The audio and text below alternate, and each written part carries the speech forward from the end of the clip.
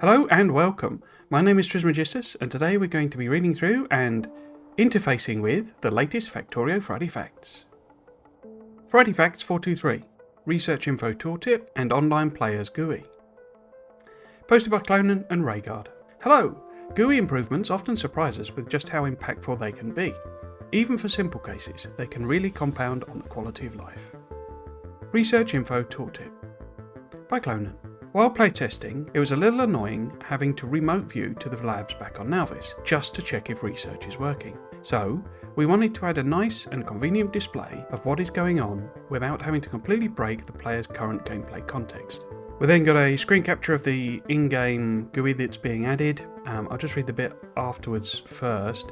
The graph shows the last 10 minutes of science production, Friday Facts 408, and we did a little bit of feature creep by also showing the estimated time remaining based on the last 1 minute of progress. So it didn't quite explain it, but I'm taking it to mean that this GUI pops up when you hover over the research section here. So if you look at this here, it's kind of hovering over the actual, research next item in queue indicator on the GUI, and I think it pops up when you hover over that, because some of the other ones they talk about are like hover over GUIs. If not, I'm not sure how this comes up, whether you can click on the labs just to see it, but the implication is that this will basically pop this GUI up if you hover over this, rather than you having to go and actually look at the labs, although obviously in the background of this GUI there is the labs, so yeah, I'm not entirely sure if it appears, when you just click on a lab, maybe.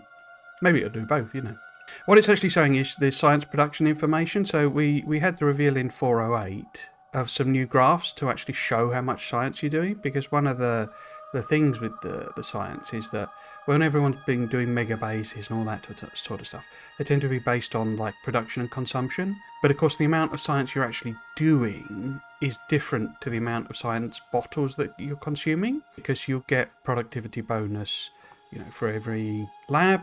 And so, the amount of science that you're actually making, the speed at which you are sciencing is different to what the rate at which you're consuming. And that was, kind of one of the things they introduced in Friday Facts 408 was this additional information of what science you're doing versus the packs you're consuming. And so this appears to be an additional GUI that provides a bit more detail. And it really looks like it would be massively helpful. Down the bottom here, we've got a couple of extra bits of information, one of which is the progress, 91 out of 200. So this is where it says the science bottles. So if energy damage, weapons damage 2 costs 200 science, then this is saying it's 91% of the way, 91 out of 200 through. So that would be 45.5% of the way through, which of course maps to this 45% here. So, I think that's what that's showing. Science per minute is a kind of, I assume, a live total, effectively. So, I don't know, maybe it's the average, possibly, it could be. This is basically giving you the science per minute. And the remaining time estimate then is, well, if you consumed 16 science a minute and you did your remaining, whatever that is, 109 science, then it'd take approximately 6.5 minutes. So this is just a really nice piece of additional information, bit of extra detail on what's going on. So it continues, I find myself looking at this GUI a lot these days and seeing if my factory can keep up with the science demands. Next is a screenshot from a base that I'll talk about in a second. The caption just says, holding steady at 5k science per minute. Now, I believe this is actually a screen capture from a base that Clone has been posting about on the Discord, where he has been trying to do a sort of steady 5k science per minute, and I believe it's turned into a bit of a trains test. So it's a bit of a test for the train, the overhead rails and all, priorities and the whole generic interrupts and all that sort of stuff. That's kind of what it's sort of seems to have turned into. And this is obviously again the science area, and he actually mentioned on the on the Discord about doing mining prod 60, I think it was. It might have been an artillery range actually, but basically, yeah, the idea is that this is a steady 5k type science base, and as you can see, it's fairly steady. It is interesting, and it's one of my slight bugbears on how they do graphing in the game, is that you notice this is like scaled to 5.1 as its maximum, and so the fact that this is actually 5,154 is a bit lost on the graph. Now it's not too bad, I guess, when you get up into the really big numbers, because 54 is a margin of error. But if you look at this graph here, this is not a sensible scale for a graph, you know. This is just based on, presumably 24.9 is its maximum value, and so it's scaling based on that. And I do wish they would sort of maybe force like sensible rounding, so that this was 25, you know, and this was 6,000, say. And I don't think that would be too difficult to do, because you just look at the max value and, you know, and scale to that, and it could kind of log that and hold that for a while in case it changed, so that you didn't get the scale jittering up and down. But yeah, that's one of my little personal bugbears. It also gets very inaccurate when you do the big numbers. And I say, if you notice this here, this is spot on the line, so it's absolutely nailed to that line. But the actual science per minute, and I assume this is, an average, is 5,154. So that line must actually be 5,154, which is not 5.1k, you know. And it's an element of pedanticness on my count, but it's the way it scales the scales, basically, is my real problem with it. It should be doing it, you know, it should be, well, like there you got 735 and then 1.5k. Well, 735 is not half of 1.5k, and yet it's shown as two distinct lines. Yeah, so, you know, then you add on 735 and you sort of get there. Do you see what I mean? It's doing rounding and, you know, setting these lines based on arbitrary things, and it's a little difficult usually to quite understand exactly what it's showing because of that. Anyway, the point is that, again, this is showing the progress of 142,500 is the cost of mining prod 60, and then the progress is, you know, 36%, which is presumably what that is. It would be nice just to have a little indicator as well, just a little percentage, brackets, you know, 36%, although of course you do have it there, I guess. Science per minute then, as I say, I'm guessing that is the average rather than the instantaneous, I don't know. And as I say again, average science per minute would help on that. Remaining time estimated is, 17 minutes and 40 seconds. So yeah, all very much useful information to have. But say I would quite like a bit more standardization and a bit more, normalcy in how it presents some of these graphs. But in no way complaining about having the graphs. Just, let's get a bit more scientific about this stuff. Pin and alert cameras by Clonan. Following on from the addition of pins and the new alerts GUI, Friday Facts 400, we had one additional part to really bring the usability to the next level. It is another case of being annoyed at losing our context. When we would get alerts and want to check if it is something we need to worry about, a single piece of wall being destroyed on Nauvis isn't cause for much concern, so having a quick way to look and check what was going on was desired. We also wanted the same for pins. We would pin something to keep an eye on it, so it's nice we can just quickly hover over to see what the current status is. So we got those two examples here. The left one is the alerts and the right one is the pins. The left one just shows them hovering over the alert that's appeared, and the alert being 3 entities are destroyed, 12 entities are being damaged. And then the pin is just for Iron Mine 1, okay? And I think this is also a hover over GUI, the science one, and this is the same basically. So when you put your cursor over that alert that's come up, or on your pin, it'll take you there, show you a little camera, and allow you to see what's going on. This is a massive quality of life improvement. And particularly, one of the things I found with my SpaceX playthrough, the streaming series I've been doing, is that you get alerts, and it doesn't always tell you what planet they're on, I think. If it's on Nauvis, it just doesn't tell you it's on Nauvis. But you get an alert, and you sort of hover over it, and it, expands the alert a bit more detail. But you don't really know where it is. And if you click on it, it doesn't necessarily take you to the place where the alert is, which is understandable because, it's a mod and, it's multiple planets and all this sort of stuff. But to have that even more useful, and basically you just hover over and it tells you where that alert is going to be hugely useful. My only real question on this, if I'm honest, is if it's about bots not having jobs, or maybe you do a artillery range extension and your artillery lobs off a load of rounds, and suddenly your walls are all getting attacked from every direction. Now, when you do it in the normal game, you'll hover over the alert or click on it or what have you, and it'll show the entire map and it'll show all the arrows on it. Now, what does it do if that's got the same situation now with this camera?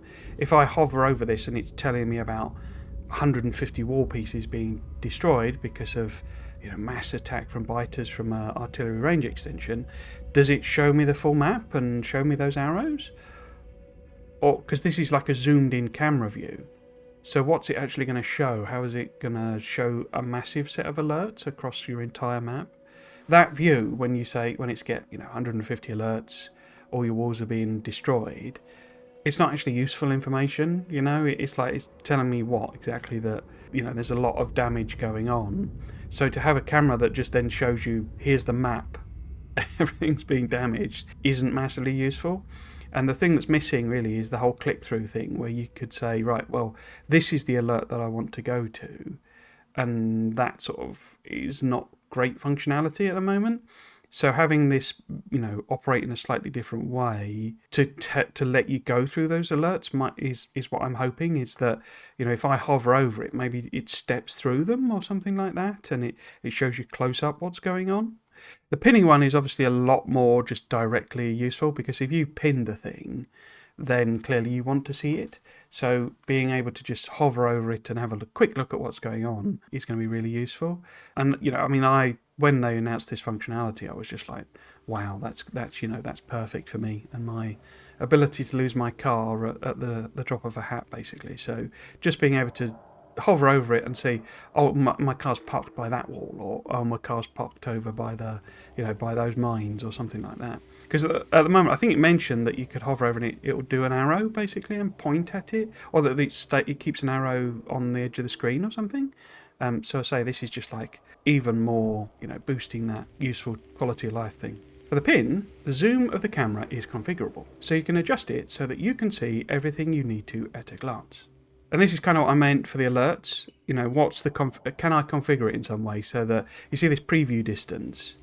Is that something I can configure for alerts? It sounds like not, you see. So that I could have my alerts be zoomed in and I can go straight zoomed into it, and that maybe it steps round the alerts. I don't think this would be how it's going to work. I think it's just going to show the entire. If you hover over and it's 150 alerts, it's just going to show the map area, But yes, this is what I was getting at with this, where the ability to be zoomed in or zoomed out, because what you're pinning and what you might not want to look at might be different. You might want a very zoomed in view of this train set up here, because you want to see, yes, these are definitely loading, no, they're empty, that type of thing. Whereas this might be a general thing to say, right, well, I just want to pin this. I've set the bots a load of build orders. Just show me the big map view when I can check on that and see have they done the job, basically. So I don't need it zoomed in. I just want the general area, what's going on type of thing. So this configuration is going to be very useful, I think, as well. Online Players GUI by Rhaegar. Another issue that came up during playtesting is that we wanted to be able to see who was online. Now, when playing a multiplayer game, a new button will appear in the top right. And here it is, basically a new button called Players, and when you click on it, essentially it pops up a new menu, I think, and then you can do the hover over thing to see them. You can also add pins, so they can be pinned underneath your at the minimap thing. And yeah, I think you can just hover over and see them, or click through them and see what's going on, basically. So these are just giving you kind of live camera feeds of what's going on. Perfect for obviously spying on the other players, but also if you've ever played multiplayer, and you're chatting and players off the other side of the map and they go, what's this? Maybe they've gone to a bit where you've been working and they're like, I don't understand what you've done here, and you can just click on that and go and see where they are and explain to them what you've done. So yeah, that sounds like hugely useful, because at the moment you have to use all the pinging and all that sort of stuff, and the fact that this works multi-planet as well is clearly going to be hugely useful, because I can well see a situation where you're playing multiplayer, a couple of players, and one goes and works on Volcanus and one goes and works on Fulgora, like here, and so being able to get over there and see instantaneously just by hovering over, or maybe clicking, where they are, what they're doing, what's going on, is just going to be such a nice little tweak, This GUI was inspired by Minecraft's tab menu, so it is fairly compact. Hovering over a player will show their current location in a tooltip, and you can follow them by clicking. Alternatively, you can pin them to your side menu for convenient access. As always, let us know what you think at the usual places. No pun this week, which I kind of get, because difficult to do a pun on this one. As you can probably guess, I don't have a lot to speculate about on this. I cannot see too many Easter eggs in the images.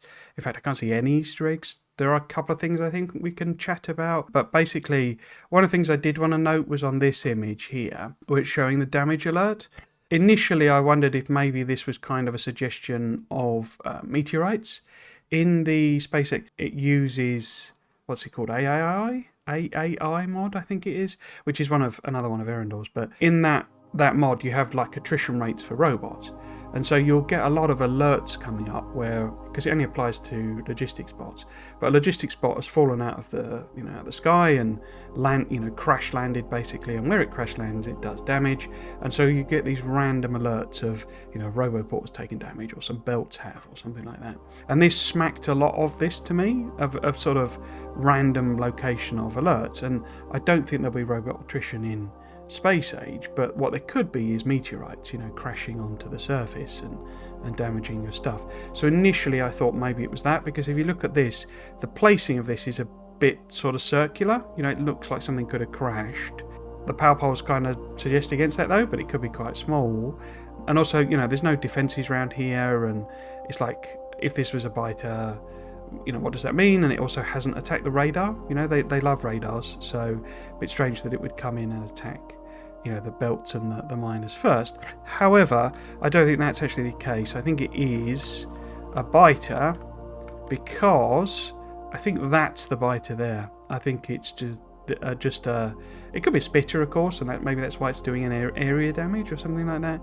But I think it's one that's come in and it's just chewing on this little bit of this mining outpost. Perhaps it was just spawned in for the purposes of showing the damage going on. But yeah, I don't think that's an indication of meteorites or anything like that, as I initially thought, because I think that's your little monster there.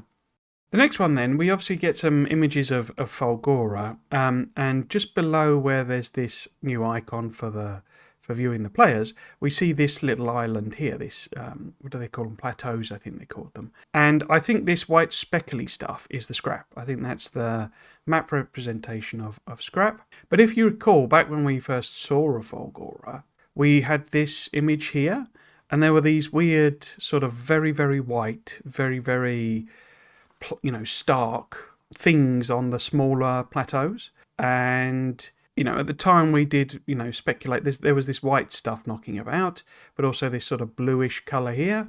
And what was that representing on the map? Is it the scrap? Is it some other resource? Is it the ruins? And I think we ended up with the blue one. The blue type stuff means ruins, basically. So this is where the ruins are, the majority of the ruins. I'm sure they're dotted all about, because you can just see tiny little blue specks every on, like most of them, sort of thing. So the blue ones I think are meant to be the ruins, and then the white sort of speckly stuff, I don't know if you can really see that without me zooming in. Let's see if I can zoom in. So this white sort of speckly stuff around this one, for example, I think is the scrap, basically. So you've got the white speckly stuff on several of these islands, but we couldn't work out what these white oblongs are.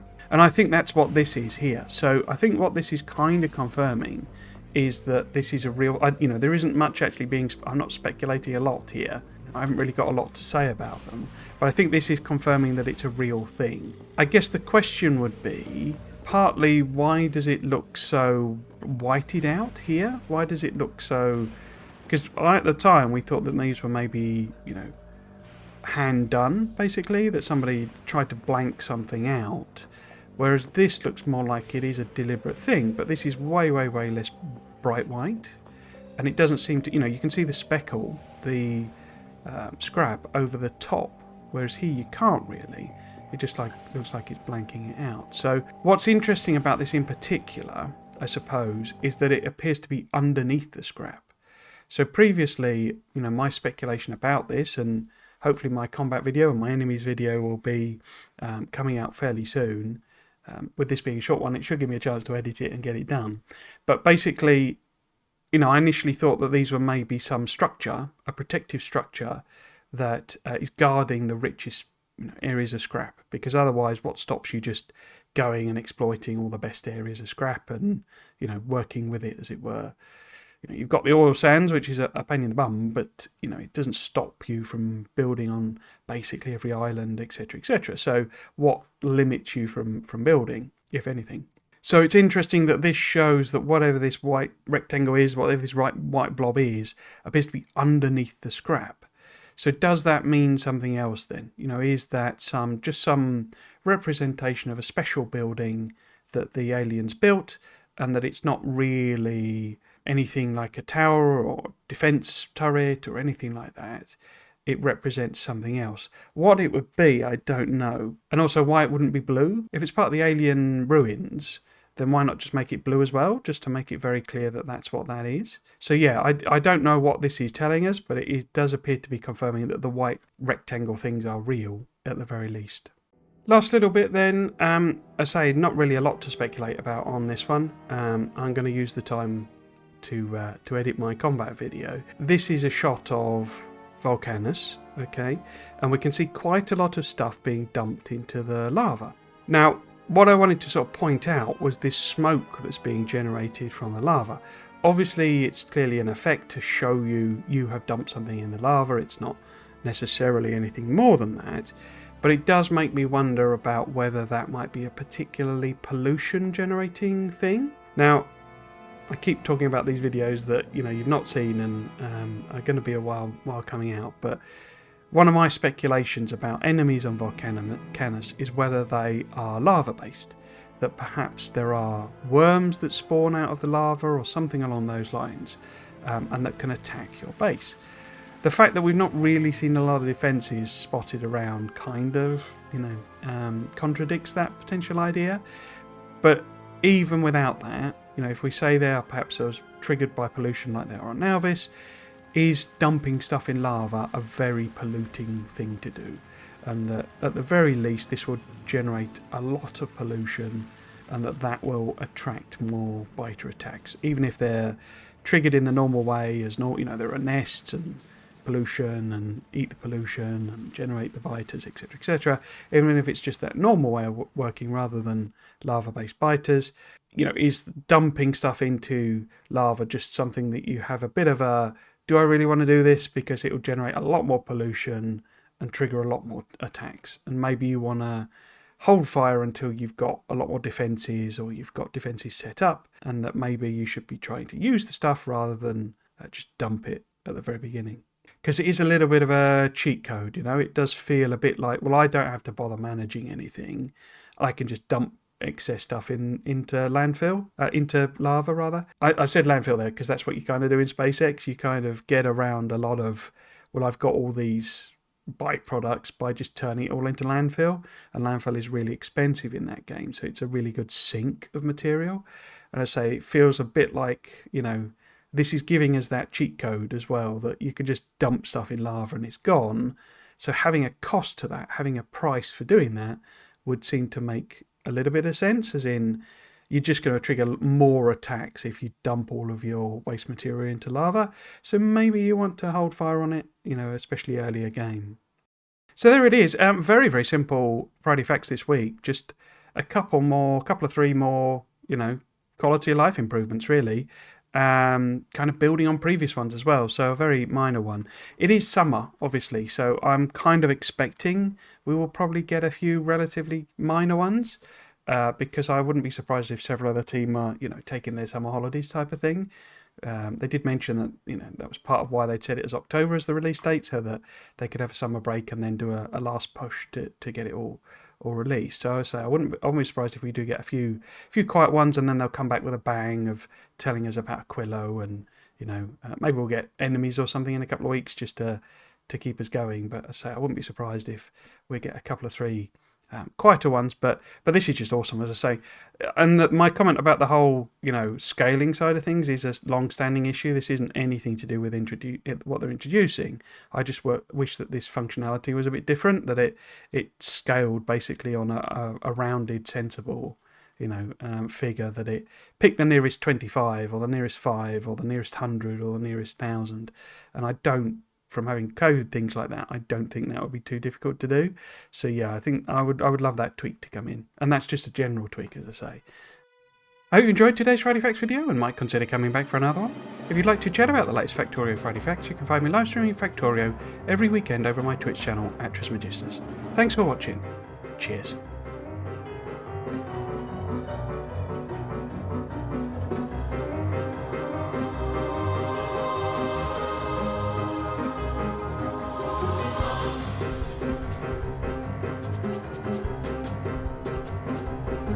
hosted by Clonan and Radar.